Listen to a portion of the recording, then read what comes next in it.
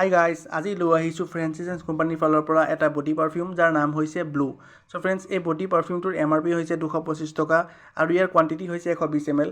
কিন্তু এইটো আপুনি অনলাইনত চেক কৰিলে 150 টকাৰ পৰা 180 টকাৰ ভিতৰত পাই যাব। চ' ফ্ৰেণ্ডছ, এই বডি পাৰফিউমটোৰ স্মেলটো হৈছে চিট্ৰাছ, লেভেণ্ডাৰ আৰু মাস্ক। এইটো আপুনি স্প্ৰে কৰাৰ লগে লগে এটা চিট্ৰাছী এটা গোন্ধ পাব, যিটো লেমনৰ গোন্ধ, আৰু লগতে আপুনি এটা একুৱাটিক গোন্ধ পাব। আৰু 5 মিনিটমান যোৱাৰ পিছত আপুনি লেভেণ্ডাৰৰ যিটো পাউডাৰিনেছ এটা গোন্ধ হয়, এটা মিঠা পাউডাৰৰ নিচিনা গোন্ধ, সেই গোন্ধটো পাব।